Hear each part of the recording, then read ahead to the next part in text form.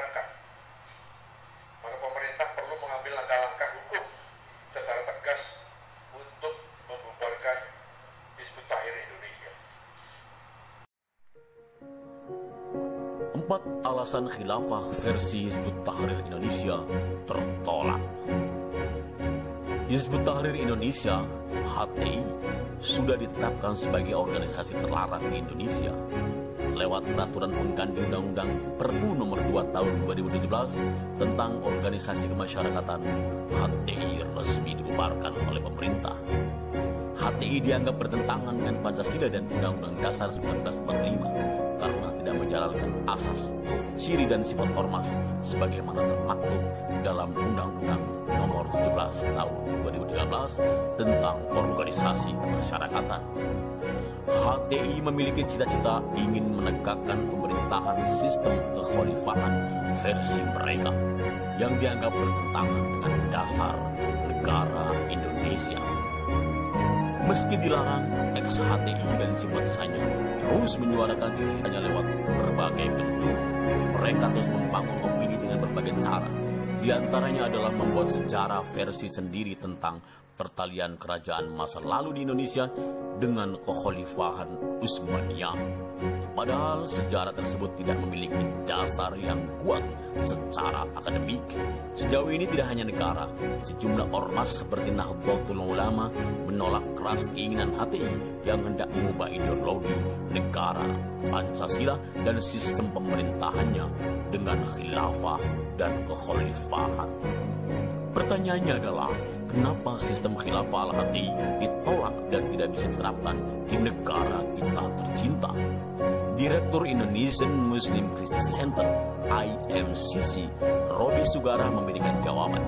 Ia menyampaikan 4 alasan mengapa khilafah ditolak dan tidak bisa diterapkan. Alasan pertama, khilafah ditolak di negara-negara berpenduduk mayoritas Muslim. Organisasi pengusung khilafah itu ditolak di lebih dari 20 negara, termasuk di negara-negara Arab dan Indonesia.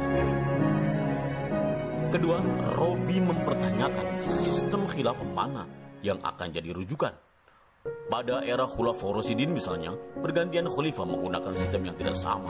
Ada yang menggunakan musyawarah, sistem ahlul halli wal aqdi, ada yang melalui penunjukan oleh khalifah sebelumnya, ada juga yang dipilih oleh umat.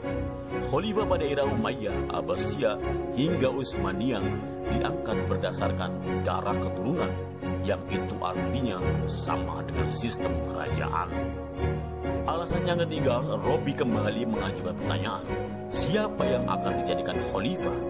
Jika umat Islam saat ini jumlahnya 1,8 miliar tersebar di seluruh penjuru dunia, maka akan menjadi persoalan dalam menentukan siapa yang berhak menjadi khalifah. Dipastikan akan melahirkan perselisihan dan bisa berujung konflik antar umat, mengingat umat Islam di dunia berasal dari banyak suku dan bangsa yang berbeda. Keempat, sistem khilafah tidak sesuai dengan masa sekarang. Jika pengusung khilafah merujukkan gagasannya pada era Umayyah, Abbasiyah hingga Utsmaniyah, maka sistem khilafah cenderung otoritarian dan tidak cocok diterapkan saat ini dan dalam kondisi umat Islam saat ini. So, khilafah adalah bagian sejarah umat Islam yang tidak bisa kita lupakan dan tidak bisa menghapusnya. Yang perlu kita ingat adalah khilafah merupakan produk ijtihad politik para ulama. Jadi pengamalannya bukan keharusan.